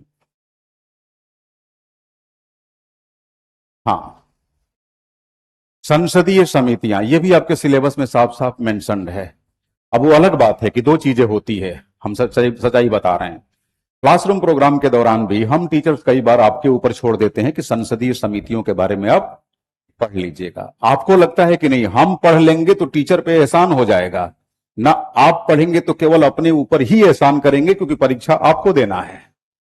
मेरी बात समझ पा रहे हैं कि नहीं? क्योंकि हम जब क्लास में पढ़ा रहे होते हैं तो कई सारे प्रोफेशनल कॉन्स्टेंट्स होते हैं हमारे ऊपर। व्यवसायिक दबाव, व्यवसायिक दबाव का मतलब यह होता है कि मल्टीपल बैचेज लगे होते हैं, एक पार्टिकुलर टाइम पीरियड के अंदर हमें सिलेबस को कंप्लीट करके दूसरे बैचेज के लिए जाना पड़ता है, और ये स्वाभाविक है, इसको निगेटिव सेंस में मत लीजिएगा, ये स्वाभाविक है। बट इतना तो है कि जो चीजें बेहद एनालिटिकल है वो तो हम क्लास में कराते ही हैं, और साथ में अगर कहते हैं कि ये टॉपिक आपको खुद से करना है, तो खुद से करना चाहिए कि नहीं? अब संसदीय समितियां, एक एक संसदीय समिति बैठ के और उनकी संरचना, नियुक्ति, ये सब क्लास में आप भी नहीं करना चाहेंगे। आप भी चाहेंगे कि इसका कंटेंट मिल जाए, एक बार हम पढ़ लें। और अगर मान लीजिए क्लास में पढ़ लेते हैं तो फिर ये तो और भी अच्छी बात है। बट आमतौर पे कुछ टॉपिक्स ऐसे होते हैं जो क्लासरूम प्रोग्राम से स्किप कर दिए जाते हैं। अब वहां से सवाल बने, इसका मतलब ये नहीं कि क्लास में उन टॉपिक्स को हल्के में लिया गया। अब जैसे अनुसूचित जाति और जनजातियों के कल्याण समिति संबंधी समिति के बारे में दिया गया है। ये 30 सदस्यीय समिति होती है जो संसद के दोनों सदनों से मिलकर गठित होती है, लोकसभा और राज्यसभा से। लोकसभा से 20 सदस्य आते हैं, राज्यसभा से 10 सदस्य। और इसका जो अध्यक्ष होता है वो लोकसभा अध्यक्ष के द्वारा नियुक्त किया जाता है। इसका कार्यकाल 1 वर्ष का होता है, प्लस कोई मंत्री इसका सदस्य नहीं होता। हकीकत तो यह है कि ये स्टैंडिंग कमेटी है, और स्टैंडिंग कमेटी में मंत्री कभी सदस्य नहीं होते। अस्थायी समिति जिसको कहते हैं, अस्थायी समिति। तो आप ही बताइए क्या? सर अगर मंत्री सदस्य बनेगा तो उसको देखो, बात एकदम क्लियर है कि मंत्री समिति का सदस्य नहीं होगा। तो अगर सदस्य मंत्री बन गया तो क्या सदस्य रहेगा? सीधी सी बात है, सो सिंपल। आप इस समिति के सदस्य हैं, आपको बना दिया गया मंत्री। इनका कहना है कि सर मंत्री अगर बन गया तब तो नहीं रहेगा। तो बात तो सही है, नहीं रहेगा। पहले ही कह दिया गया कि मंत्री सदस्य नहीं रह सकता। तो अगर सदस्य मंत्री बन जाएगा तो फिर मंत्री कहलाएगा ना, तो मंत्री क्यों रहेगा सदस्य? नहीं रहेगा। चलो, यद्यपि इस समिति के सदस्यों को संसद के दोनों सदनों से निर्वाचित किया जाता है, तथापि राज्यसभा के सभापति द्वारा इस समिति के अध्यक्ष की नियुक्ति की जाती है। राज्यसभा के सभापति नहीं, बल्कि लोकसभा के अध्यक्ष द्वारा। राज्यसभा द्वारा 20 सदस्यों और लोकसभा द्वारा 10 सदस्यों को निर्वाचित किया जाता है। उल्टा कर दिया है, लोकसभा के 20 और राज्यसभा के 10। वैसे भी लॉजिक की बात है भाई, किसकी स्ट्रेंथ अधिक होती है, लोकसभा की कि राज्यसभा की? सीधी सी बात है। केंद्रीय सामाजिक न्याय व अधिकारिता मंत्री के अतिरिक्त कोई अन्य मंत्री इस समिति का सदस्य होने के पात्र नहीं है। कोई भी मंत्री पात्र नहीं है। सदस्यों को उनके पद ग्रहण करने की तारीख से 2 वर्ष की नियत अवधि, नहीं 1 वर्ष। सारे गलत हैं, सारे गलत हैं। बताइए, आपके सिलेबस में संसदीय समितियां पढ़ना है कि नहीं? देखिए,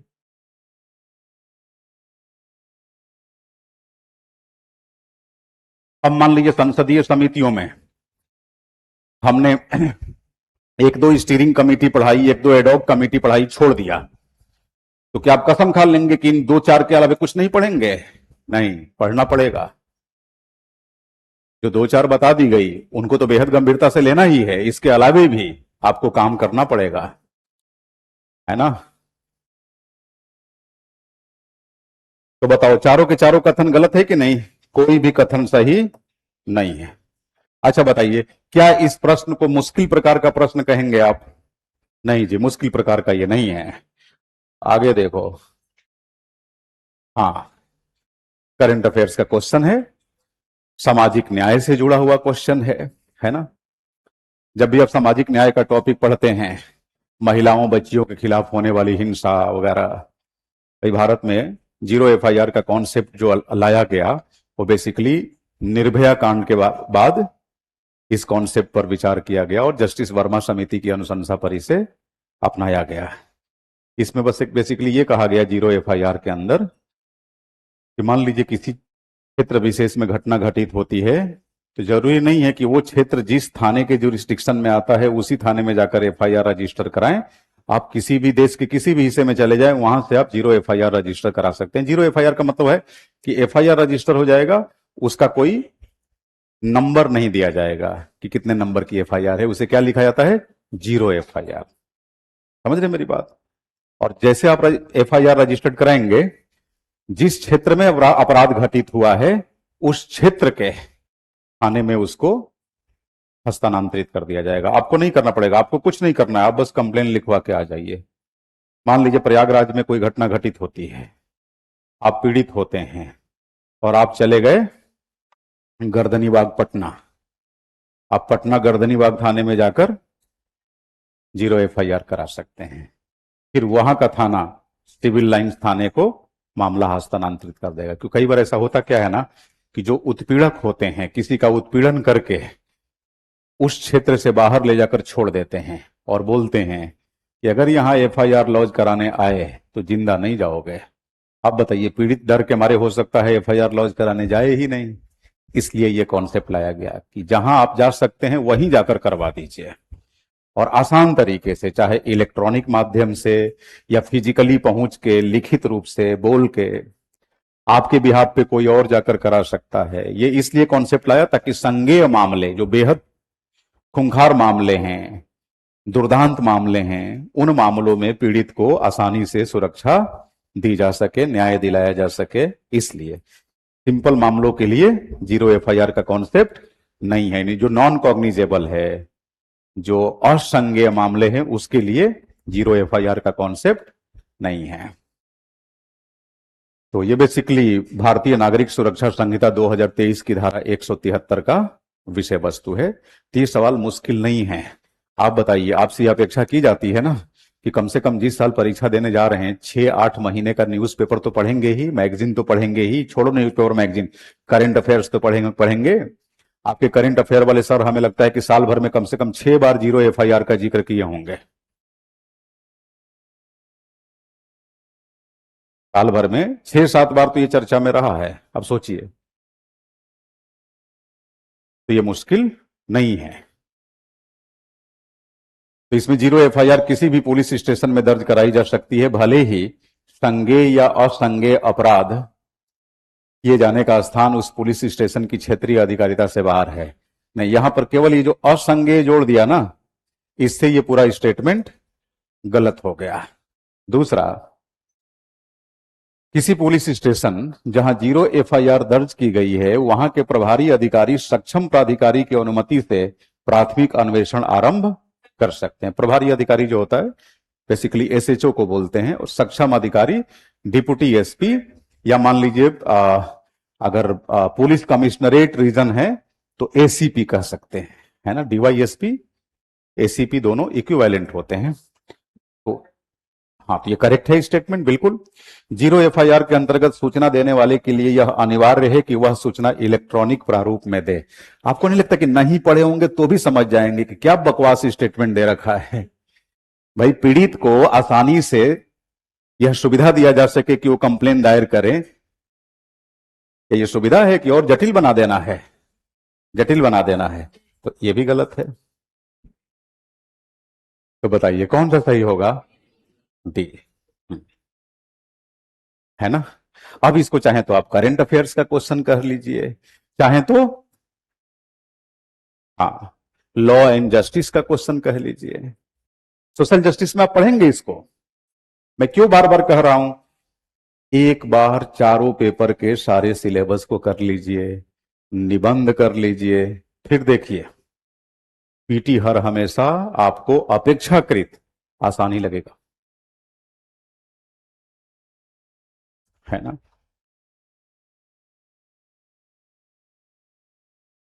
हाँ, असंज्ञेय मतलब सिंपल मामले, अब पति पत्नी में आपस में झगड़ा हो गया तो तुम्हें मोलेस्टेशन असंज्ञेय तुमको लग रहा है?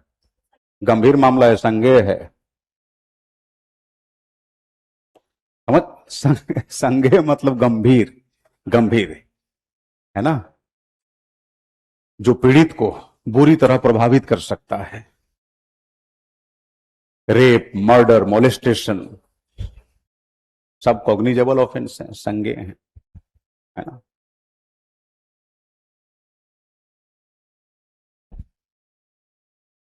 अब देखिए ये सवाल, चाहे तो आप इसे करंट अफेयर्स का सवाल कह सकते हैं, चाहे तो आप इसे सोशल जस्टिस का सवाल कह सकते हैं। अब कुछ क्वेश्चंस ऐसे होते हैं जिसको किसी विषय क्षेत्र में बांध कर नहीं रखा जा सकता। मैं कह रहा हूं ये सवाल वो भी बच्चा कर सकता है जो यूनिट 9 ढंग से पढ़ा है। समझ रहे मेरी बात?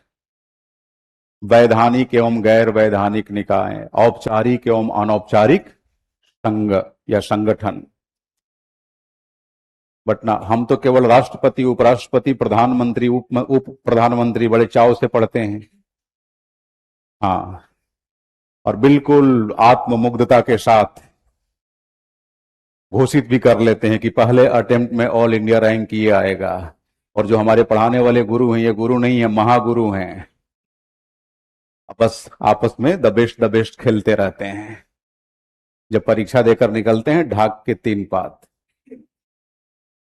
इन चीजों से हमें बचने की जरूरत है। अब देखिए, ओपन करो 6ठी यूनिट। सरकार के विभिन्न मंत्रालय एवं विभाग देखो।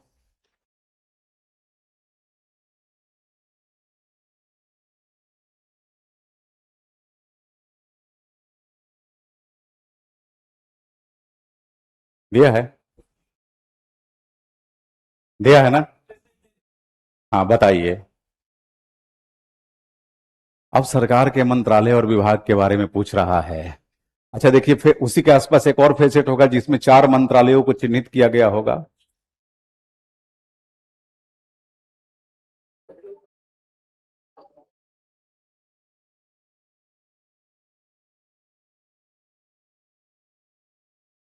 नहीं मिल रहा है? हाँ, 10 में क्या क्या है? हाँ, अब कम से कम अगर इन 4 मंत्रालयों को भी आप जान रहे हैं, इनके विभागों के बारे में, तो बताइए ये सवाल हो जाएगा कि नहीं? और सरकार के विभिन्न मंत्रालय और विभाग, ये आपको पढ़ना है आपके सिलेबस में, तो ये पॉलिटी का भी हिस्सा है। अच्छा, पॉलिटी में नहीं पढ़े तो सोशल जस्टिस में आप इसे पढ़ने, आपको इसे पढ़ने का मौका मिलेगा। तो सवाल आपको बताएं, जो भी पूछा गया है अगर ढंग से सिलेबस करके जाएं तो पूरे सब्जेक्ट मिला के 2-3 बार हर सवाल से संबंधित मुद्दे से आपका आमना सामना हो चुका होगा, हो चुका होगा। समझ लीजिए आप इसी से। अब देखो, केंद्रीय आर्थिक आसूचना ब्यूरो, केंद्रीय आर्थिक आसूचना ब्यूरो, विविध विधि प्रवर्तन अभिकरणों के बीच समन्वय कायम करना। ये बेसिकली आर्थिक अपराध से संबंधित जो मुद्दे होते हैं उनको नियंत्रित करता है। और इसके लिए जो प्रवर्तन एजेंसियां हैं, जो संबंधित कानूनों को इंप्लीमेंट करने वाली, जिससे कि आर्थिक अपराध पर नकेल कसी जा सके, उनके बीच समन्वय कायम करता है। और ये गृह मंत्रालय का हिस्सा नहीं है, वित्त मंत्रालय के राजस्व विभाग का हिस्सा है। किसका हिस्सा है? वित्त मंत्रालय के राजस्व विभाग का। कनेक्ट करने की भी जरूरत नहीं पड़ेगी, आप इसे ढंग से पढ़ के जा सकते हैं। आपसे यह अपेक्षा की जाती है कि आप इसे पढ़े होंगे। मैंने क्या कहा? Finance ministry, external affairs ministry, है ना, सोशल जस्टिस मिनिस्ट्री, सामाजिक अधिकारिता मंत्रालय, आप आ जाइए रक्षा मंत्रालय, वही कम से कम इन गृह मंत्रालय, इन 4-5 मंत्रालयों के बारे में जानना आपको नहीं लगता सबके लिए आवश्यक है? हाँ। और जब सिलेबस में भी दे रखा है कि विभिन्न मंत्रालय व विभाग, तो आपको पढ़ना चाहिए। गंभीर कपट अन्वेषण कार्यालय, है ना, सीरियस फ्रॉड इन्वेस्टिगेटिंग ऑफिस, जटिल निगमित कपटों का अन्वेषण करता है, सही है, लेकिन ये वित्त मंत्रालय के अंदर नहीं आता। देख रहे, यहीं से क्लू मिल गया ना, निगमित, कारपोरेट अफेयर्स मिनिस्ट्री का हिस्सा है। किसका हिस्सा है? Corporate affairs ministry. तो अगर इसको पढ़ के गए हैं तो ये क्वेश्चन आपके लिए मुश्किल नहीं है। इसको पढ़ के गए हैं मतलब सरकार के विभिन्न मंत्रालय एवं विभाग। हां, अगर मंत्रालय और विभागों में से किसी उटपटांग मंत्रालय के बारे में पूछ दे तो हमें समझ में आता है कि ये क्या पूछ दिया, लेकिन जो महत्वपूर्ण मंत्रालय हैं उनके बारे में तो जानकारी की अपेक्षा हमसे की जाती है, सीधी सी बात है, की जाती है। तीसरा, केंद्रीय अन्वेषण bureau, CBI, central bureau of investigation, सार्वजनिक जीवन में नैतिक मूल्यों को परिरक्षित करना और राष्ट्रीय अर्थव्यवस्था की दशा को सुनिश्चित करना।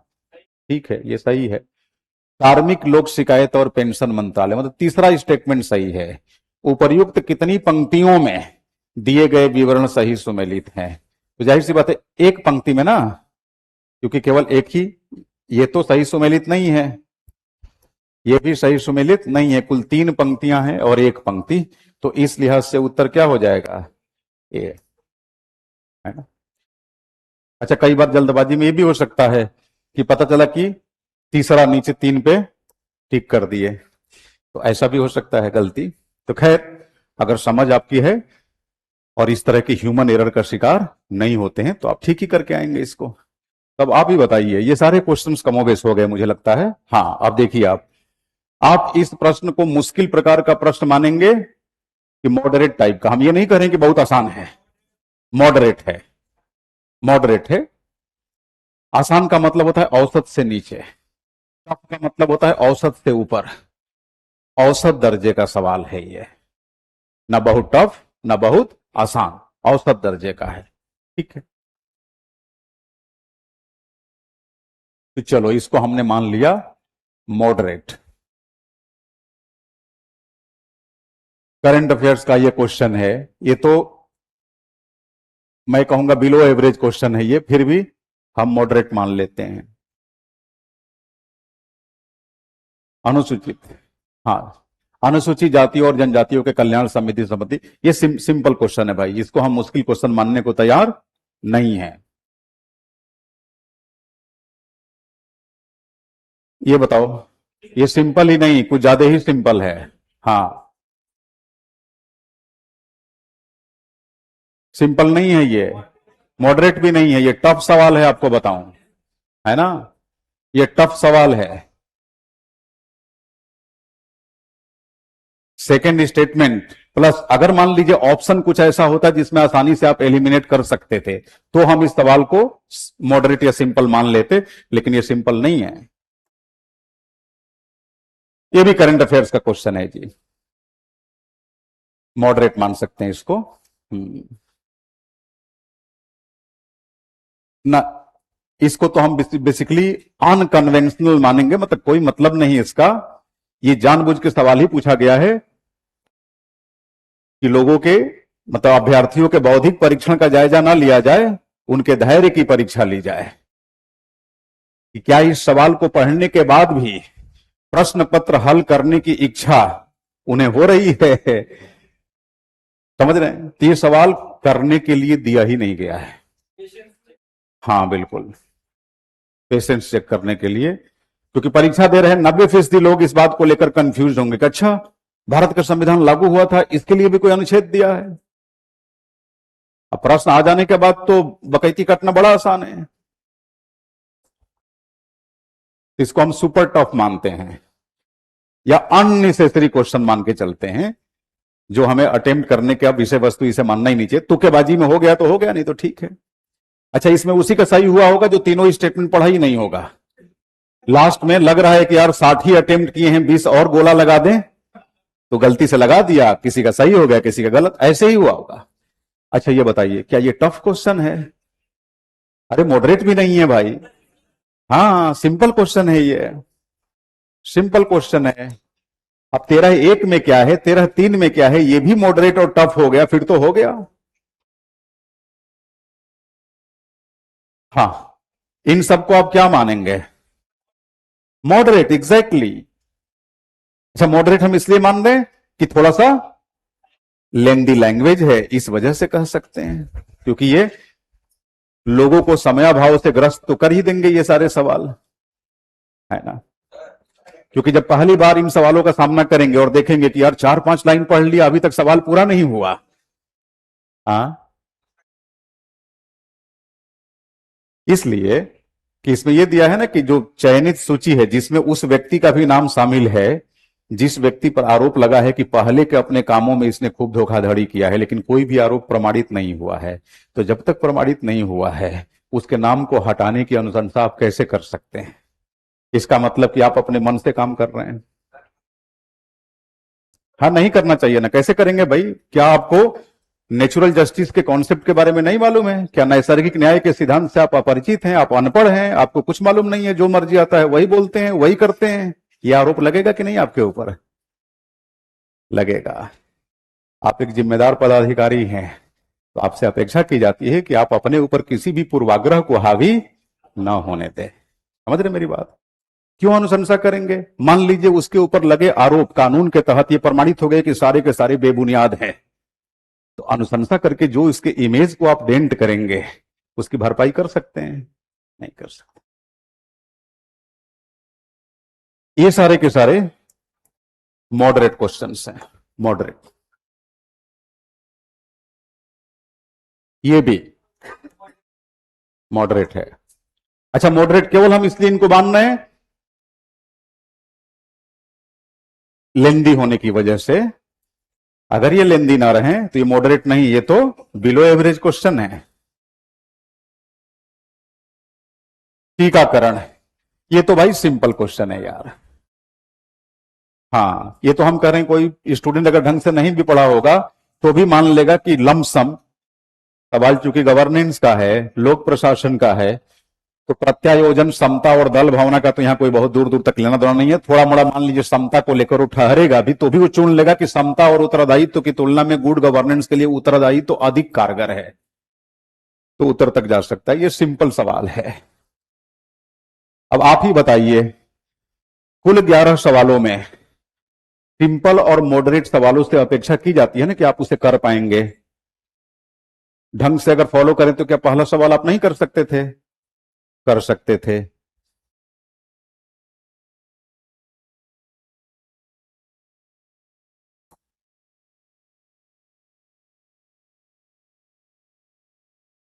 ये देखिए, मुश्किल थोड़ा हो सकता है इसमें। इसमें स्टूडेंट्स आमतौर पे अगर कंफ्यूजन के शिकार होंगे तो दूसरे और तीसरे को लेकर होंगे। पहला तो हर कोई खारिज कर देगा। चलो, हमने इसे मॉडरेट की श्रेणी में रखा है। तो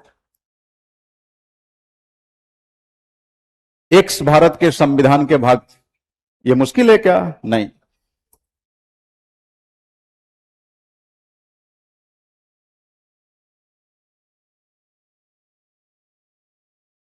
हाँ, इसको तो हम जीरो अंडा बैठा देते हैं। इधर आ जाइए,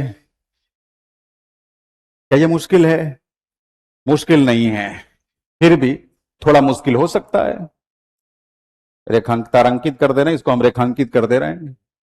अनुसूचित जातियों और जनजातियों, ये मुश्किल हो सकता है, यहां 50-50 का चक्कर चल सकता है। हम कह रहे हैं यहां हमने मान लिया 50-50,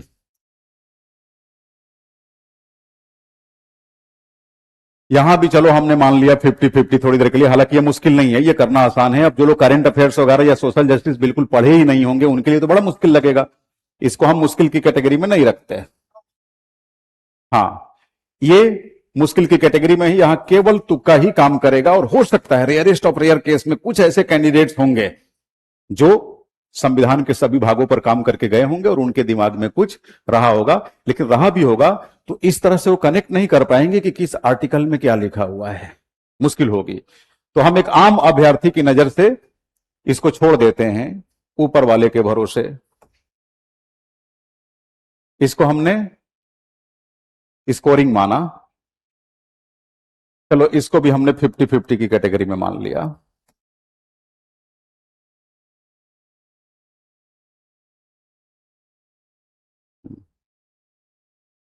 ये भी 50-50 में है। हाँ, बताइए, ये तो सिंपल है ना, यहां आप स्कोर कर ले जाएंगे। ये सिंपल है, स्कोर कर ले जाएंगे।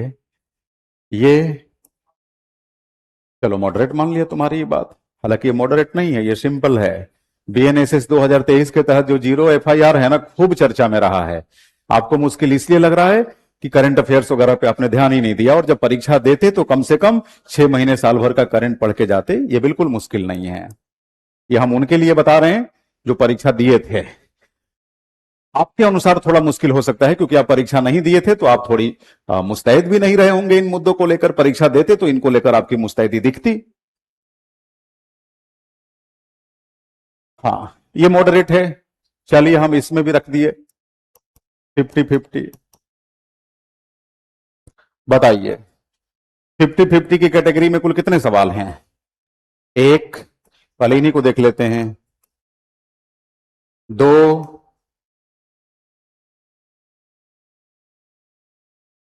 तीन, तीन। हाँ, तो इन 3 सवालों में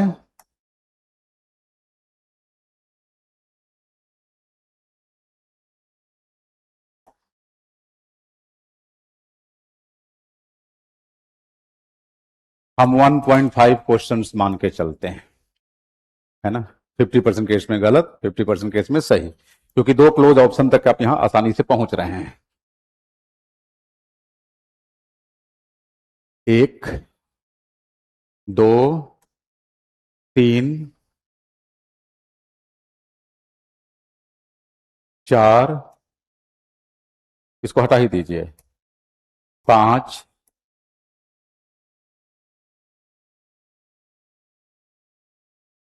हाँ अच्छा, इसको हम काउंट नहीं किए थे। हाँ, 6,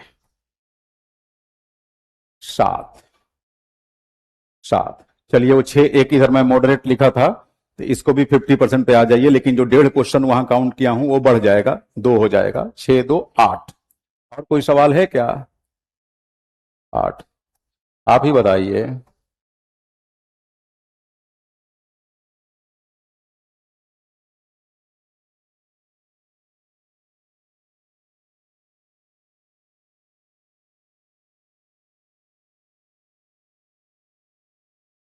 क्या 11 में 8 क्वेश्चन करना मुश्किल है? नहीं है मुश्किल। 4-5 तो आप एक झटके में कर पाएंगे अभी, जबकि आप अपने सिलेबस की शुरुआत में हैं। तो बताओ, हम कैसे मान लें कि ये अटेम्प्ट किए ही नहीं जा सकते, जबकि सबसे लेंदी सवालों में पॉलिटी के सवाल सबसे लेंदी हैं, और विषयों के सवाल उतने लेंदी नहीं है। हिस्ट्री में लोग हाय तौबा इसलिए मचाए हैं कि एंशियंट से नहीं पूछता था, इस बार भर भर के पूछ दिया। भाई आपको एंशियंट पढ़ना चाहिए ना, आप कैसे मान लिए कि इतिहास मतलब केवल आधुनिक इतिहास, केवल इस आधार पे कि 2-4 साल से वहां से सवाल पूछ रहा है। मेडाइवल से इस बार एक भी सवाल नहीं पूछा है, कल को हो सकता है भर के मेडाइवल से पूछ दे अगले साल। अब नहीं पूछा तो क्या मेडाइवल आप पढ़ेंगे ही नहीं? ये तो हमारी गलती है ना।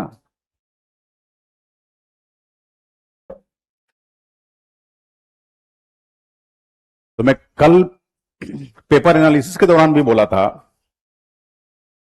कि भाई राजनीति, सामाजिक न्याय, अधिकारिता व शासन, इस खंड से कुल मिलाकर लगभग लगभग डायरेक्टली और इनडायरेक्टली 11 सवाल पूछे गए हैं। और इन 11 सवालों में मतलब 7 से 8 सवाल करना मुश्किल नहीं है। आप खुद ही सोचिए कि आपको मुश्किल लग रहा है। अनुच्छेद 13(3) से पूछा गया सवाल क्या मुश्किल है? बिजनेस ऑफ पार्लियामेंट से पूछा गया सवाल क्या मुश्किल है? स्टैंडिंग कमेटी से पूछा गया सवाल मुश्किल है क्या? नहीं मुश्किल है। हम कह रहे हैं 11 में 7 से 8 सवाल अगर कर ले जाते हैं, जो कि किया जा सकता है, तो बताइए, हम 7 ही मान लेते हैं, छोड़िए 8 को, तो 11 का 7 कितना परसेंट हो जाएगा? अरे लगभग 60% से ऊपर हो जाएगा, है ना। 60% से ऊपर आप स्कोर कर ले रहे हैं, 60-70%। और हम तो डे 1 से आपको पढ़ाते समय बोलते हैं कि भाई पीटी में क्लास करने के बाद 60 से 70%, 70% मैं अक्सर बोलता हूं कि लगभग 70% सवालों को कर पाने की आप स्थिति में रहेंगे। इससे ज्यादा की हम बातें नहीं करते। लेकिन इसका मतलब ये नहीं कि वो 70% सवाल करने के लिए केवल एक तरफा प्रयास हो। समेकित प्रयास करना होगा, कंसर्टेड एफर्ट्स, जिसमें आपको भी काम करना होगा। अब रही बात पूरी परिचर्चा का लबोलुआब क्या है। पूरी परिचर्चा का लबोलुआब ये है कि इस पूरी परीक्षा प्रक्रिया में शॉर्टकट जैसी कोई टर्मिनोलॉजी एग्जिस्ट नहीं करती। शॉर्टकट जैसा कोई टर्म यहां नहीं पाया जाता। प्लस मुश्किल से मुश्किल सवालों को देखकर भी हम कम से कम इतना तो समझ पाए कि भाई सिलेबस के अंदर से ही है। बताइए, अभी जो 11 का 11 सवाल आपके सामने में रखा, एक भी क्वेश्चन को कह सकते हैं कि सिलेबस से बाहर जाकर यूपीएससी ने पता नहीं क्या पूछ दिया ना, सिलेबस के अंदर। यानी हमें सिलेबस पर ईमानदारी से काम करना चाहिए। और उस पूरे काम करने की प्रक्रिया में क्लासेस, जो आपको स्टडी मटेरियल दिए जाते हैं, प्लस जो गुड सोर्स ऑफ रेफरेंस हैं, जो आप रेफर करते हैं, टेक्स्ट बुक्स वगैरह, आप उन्हें पढ़िए, ईमानदारी से पढ़िए। केवल टाइम पास नहीं कि बस 6 सब्जेक्ट किए जा रहे हैं, कोर्स पूरा कर लेंगे। कोर्स पूरा करके कौन सा तीर मार लेंगे? जब तक यहां नहीं भेजे में नहीं जाएगा कॉन्सेप्ट, कुछ नहीं होना, है ना। तो आराम आराम से धैर्य के साथ थोड़ा समय देते हुए ये मान के चलिए कि आपको संकल्प लेना होगा कि 2 साल हमें अपने आप को इस सिलेबस पर प्रिपेयर करना है, ढालना है, और समय देकर काम करना है, ईमानदारी से काम करना है, फिर चीजें मुश्किल नहीं होंगी। अच्छा, ये भी है कि क्या हर बार ऐसे ही उलझाऊ सवाल पूछेगा ना। आप देख रहे थे ना पिछले, मैंने 2024-25, इवन मैं कह रहा हूं 22-21 में भी बड़े वन लाइनर टाइप सवाल पूछे जा रहे थे। ऐसा लग रहा था कि यूपी पीसीएस का प्रिलिमिनरी एग्जाम का पेपर और UPSC civil services preliminary exam के पेपर में कोई डिफरेंस नहीं है। लेकिन थोड़ा सा इस बार पेपर को भारी भरकम बना दिया, लेंदी बना दिया। तो कोई बात नहीं, लेंदी बना दिया तो मेरिट नीचे गिर जाएगी, कोई बड़ी बात नहीं है कि नहीं, पीवाई क्यू से ये तो पता चलता है ना कि सिलेबस के कौन कौन से कोने को, कौन कौन से हिस्से को छूना है ना। तो P Y Q, previous year question, उपलब्ध सोर्सेस में सबसे बेहतर सोर्स है, जो आपको नियमित रूप से जगाते रहेंगे कि किस किस एंगल से टॉपिक को पढ़ना है ना। हाँ।